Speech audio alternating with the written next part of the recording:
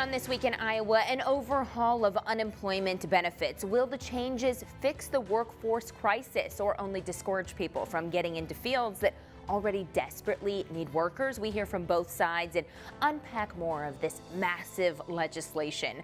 Good morning, everyone, and thank you so much for being with us here for This Week in Iowa. I'm Sabrina Ahmed. So there's a big workforce bill moving through the legislature. It has two key components. Number one, changes to unemployment, and then number two is tort reform. Tort reform, whoa, let's talk about that. It puts hard caps on non-economic damages for medical malpractice cases and hard caps on cases against the owner or operator of a commercial motor vehicle. I spoke to Representative Mike Busolo, who says the goal is to make sure we have a workforce that meets the needs of Iowans. So it really is aimed at workforce. Right now we have more than 90,000 jobs available with less than 50,000 or 60,000 people looking. We need Iowans to fill those jobs. And the jobs that are most available are in the healthcare industry and in trucking. And so when we look at the bill that was proposed, there is pieces that are meant to limit the liability that doctors face for non-economic damages or damages that are for pain and suffering that they would have to pay in the case of medical malpractice. And also along those same lines for our supply chain professionals to help control their liability costs in the case of, in a car accident. Okay, so talk to me about why it's decided that these things would help to increase the workforce and why these are being paired in legislation, these things to decrease the liability for doctors and decrease the liability for truck drivers being paired with unemployment. Well, as I said, we have more jobs available than people seeking them. And those workforce challenges, they weigh on our businesses, but they weigh on our workers. They weigh on workers who are having to work those extra shifts and those extra hours. They weigh on access to health care. The number one and number two jobs available in our state are medical professionals and truck drivers. So we need to make it more cost effective for companies, hospitals to hire those positions, to fill those positions. And by controlling the liability costs, it lowers the cost of hiring for the businesses hiring those roles. Now, if you speak to an advocate, they'll say, well, these liabilities exist because medical professionals make mistakes. And if they don't fear the fact that they could end up paying millions of dollars if they make that mistake that puts someone's life at risk, then maybe they might make that mistake more often. How do you respond to some advocates who say that? So what we're proposing is a $1 million cap on non-economic damages. What that does is it gives certainty that you can still recover, but it isn't an infinite amount. And the challenge is even down in like Washington, Iowa, the OBGYN unit that was there, we used to have 3 beds. After facing a lawsuit and other challenges, they had to close their OBGYN unit. So folks around Washington, Iowa have to travel all the way to Iowa City for the delivery of babies. And so what we are doing as a legislature is trying to weigh making sure that if there is an accident, that the plaintiff can still receive up to $1 million of that non-economic damage, while also making sure that we can have access to great physicians in rural Iowa and they're not put out of business by rampant, infinite jury verdicts. As I kind of mentioned at the beginning of this conversation, people they hear tort reform and they go, what are you even saying? So what do you want people to understand about what you're trying to do here with this workforce legislation? Yeah, with Governor Reynolds and what Republicans are trying to accomplish here is aimed at our workers. It's aimed at those folks who are working hard, at Iowa families who want to live in rural Iowa, and folks who are trying to get goods delivered, and our supply chain professionals. We want to create a place where workers can come to, where people can get hired, and where we have healthcare access in rural Iowa. We have a supply chain that is reducing the costs instead of increasing the costs, and ultimately making Iowa the best place to live and grow a family. Coming up next, we'll continue to talk about where that leaves the people who get hurt in these situations. A victim advocate reacts to the proposed changes next.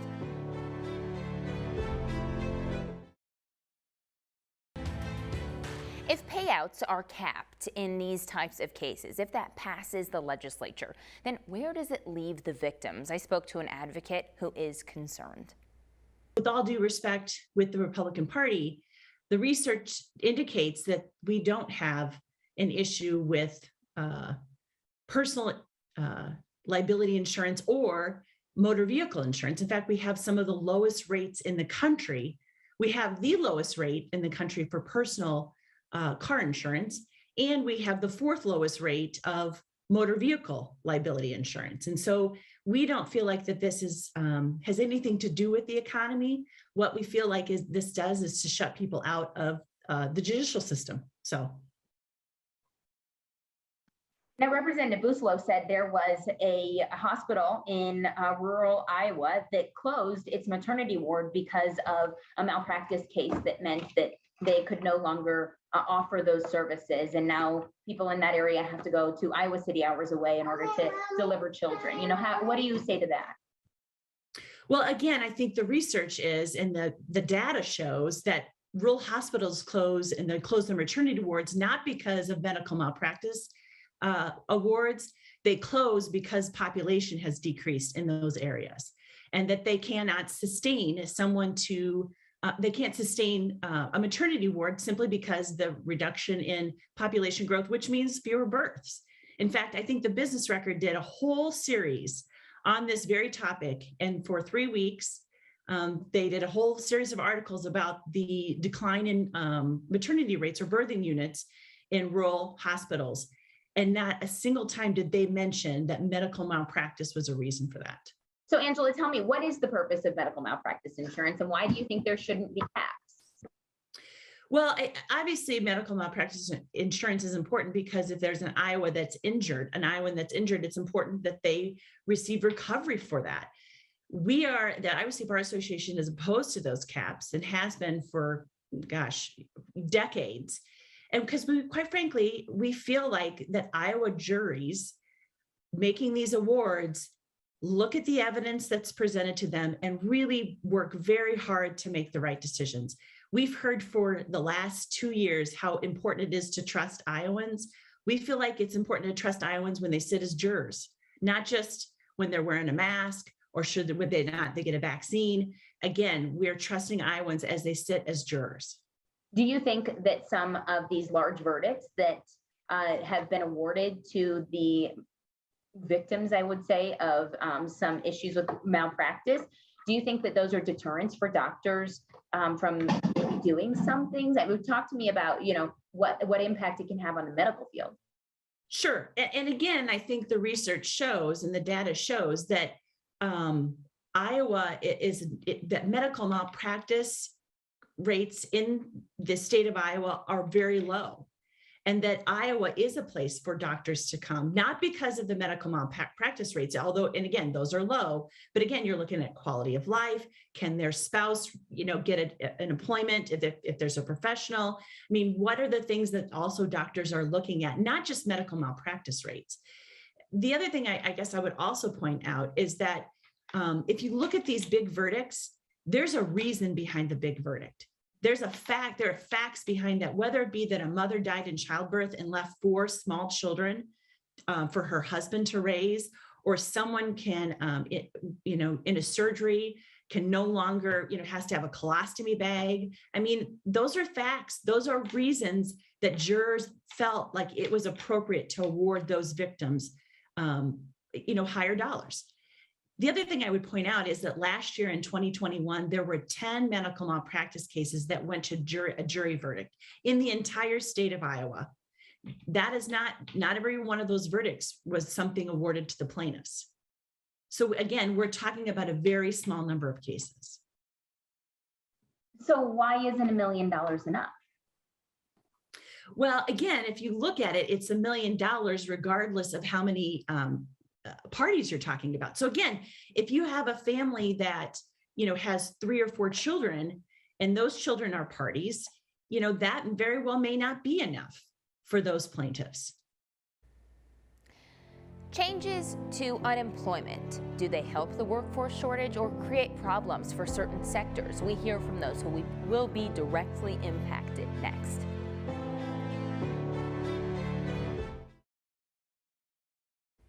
The other part of this big workforce package is changes to unemployment benefits, shortening the time a person can be on unemployment from 26 down to 16 weeks, requiring someone accept a lesser paying job, otherwise they lose their unemployment benefits altogether, and requiring these claimants wait a week to start receiving benefits.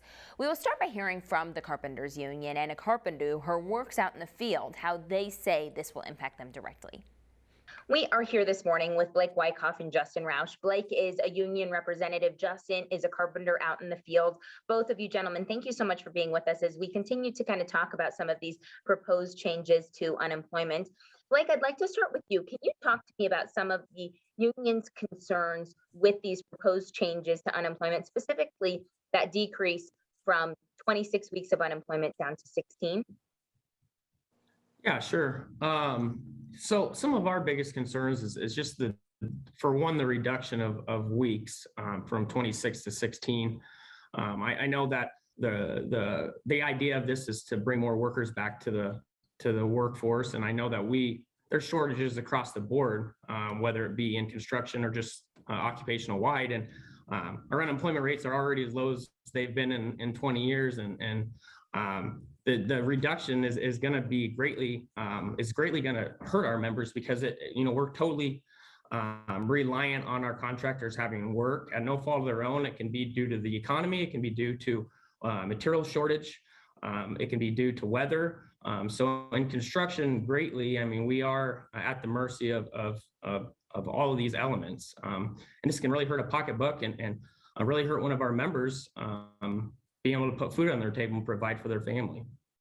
Blake, I'd like to continue that conversation just in just a second, and Blake, about the impact that this has on the workforce, because the idea is to get more people into the workforce, but if this means that someone isn't able to provide for their family during perhaps winter months when there's no work, then would that inhibit people from getting into the field in the first place?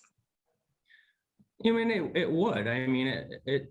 When you're reducing these benefits, for one, that's disheartening for Iowans, and it's not a motivating factor for people to want to get in this industry, or any occupation in this state. To be honest with you, when you're cutting these benefits, this isn't a tax handout. These are hard-earned dollars that are paid in on your behalf from your contractor. If you have maximum unemployment of 26 weeks, it's because you're a hard, steady working Iowan in this community. It's not because it's a free handout.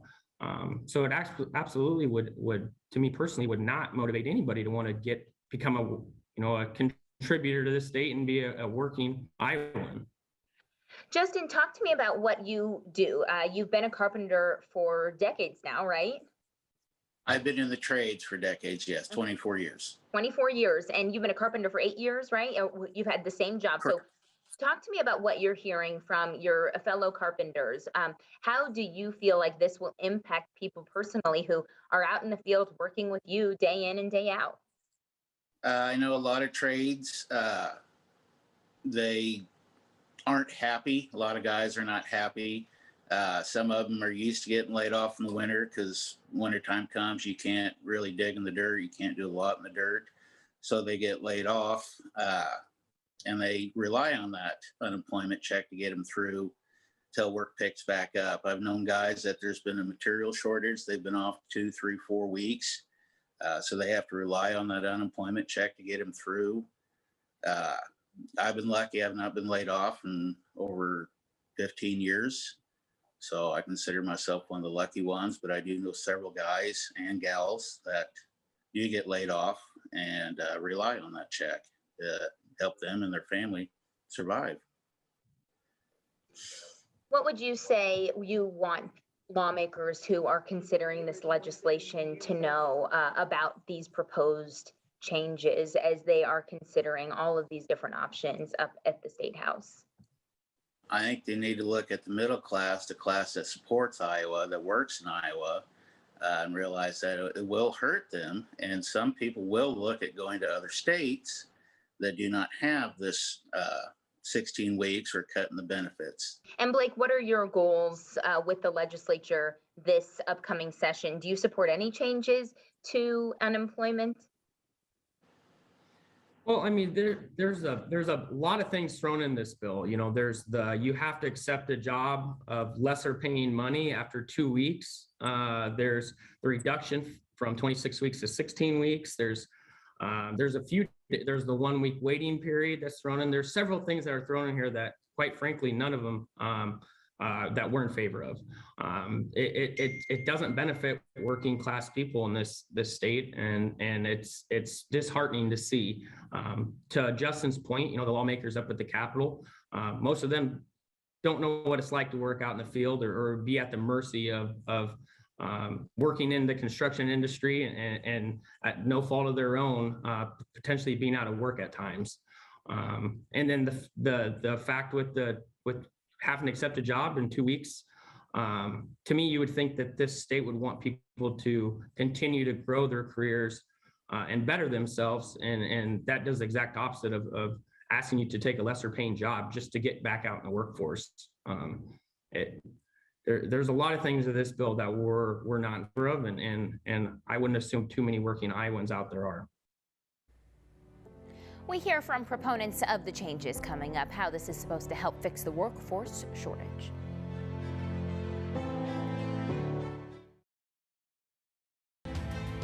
Advocates for these changes to unemployment say this is necessary to help get Iowans back to work after the pandemic. I spoke to Joe Murphy, the executive director of the Iowa Business Council, who responds to the proposal. You know, the Iowa Business Council represents the 22 largest employers in the state of Iowa. So our entire mission and focus as an organization is to enhance Iowa's economic vitality. And the way we can have the biggest impact on that is really enhancing Iowa's workforce and enhancing Iowa's workforce development. And so for us, as we look at the effects of the pandemic over the last 23 months now, you know, we're down about 76,000, almost 80,000 people that have left the workforce in Iowa. And so we're looking at policy prescriptions, including unemployment changes, to not only align Iowa with many other states, not only in the Midwest, but throughout the entire nation, but modernize the system to allow for unemployment to be a bridge between work and work. I think that's the key point there. It's never intended to be, you know, primary income or supplementary income for an individual. It's supposed to be a bridge between employment and another opportunity for employment.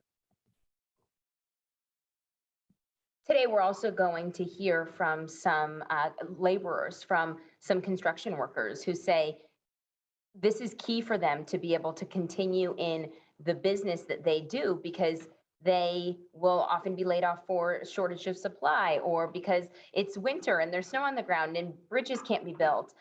So they rely on this to be able to stay in their industry, and say that if these changes are made, they might have to make some changes. Doesn't that take people out of the workforce then? Right. I understand those concerns, and obviously those issues are being addressed at the legislature. But when you're talking about seasonal employment and seasonal unemployment, what the bill does is go from 6 weeks of unemployment down to 4. And so we really think that that's a fair approach as we're thinking about seasonal employment. There's also provisions within the policy to allow for those people who are temporarily laid off due to seasonal constraints to not be subject to continued job search requirements, to make sure that they're retained by their employer, so that those very highly skilled individuals, which so many companies and Iowans rely on, can stay with that employer and move forward. But, you know, when we look at, you know, a half a year, literally a half a year, 26 weeks of unemployment, when we're in the midst of the most acute worker shortage that we've ever seen, certainly in the last generation or so, I think that's a reasonable approach to go from, you know, 6 months of unemployment down to 4 months. And oftentimes those seasonal adjustments on construction in particular are much less than that 16-week period. And so, you know, there's room for conversation in here, but I do want to take note that that we think that this is a fair-minded approach and something that we think will help employers work with their employees to get back to work as quickly as possible. Joe, you mentioned this being a comprehensive approach. So what other policies do you want the legislature to come up with to hopefully solve this worker shortage that no matter what side of the aisle you're on, we can all agree, everybody sees that there is a workforce shortage in the state? No question, and I appreciate you mentioning that. Obviously, the Business Council is a nonpartisan entity. We are attacking the policies for what they are to make sure that Iowans have the best opportunity to contribute to the economy. You know, this bill, while it makes significant changes to unemployment, there's a whole multitude of things going on at the state level, both in the legislature and within the executive branch, that I think will help contribute to solving this problem. Future Ready Iowa continues to roll along the opportunity to get credit, to have job retraining so that people can learn new skills. But the thing that I'm most excited about that the state is implementing, and I think really speaks to this bill, we're not letting the state is not saying, you know, hey, you just have to go figure this out on your own from an unemployment perspective. The state recently launched a comprehensive plan to case manage people back into the workforce. And so that started on January 1st. It's a comprehensive approach to target individuals. You get assigned a case manager. You work with that person at the Iowa Workforce Development Office to get back to work, again, being that bridge from employment to employment. And so I think that's a really comprehensive approach. I think that's a really safe approach to help individuals to not to make sure that they're not on their own as they're going back into the workforce. And I think that will really help, particularly as we right size some of these unemployment benefits. This massive bill that includes both changes to unemployment and tort reform, as we've talked about, have passed the first hurdle, and there are companion bills in the House and Senate. We'll follow the legislation and keep you updated. Thank you so much for joining us here for This Week in Iowa. If you like podcasts, just search This Week in Iowa wherever you find yours. Have a great rest of your weekend. We'll see you again next week.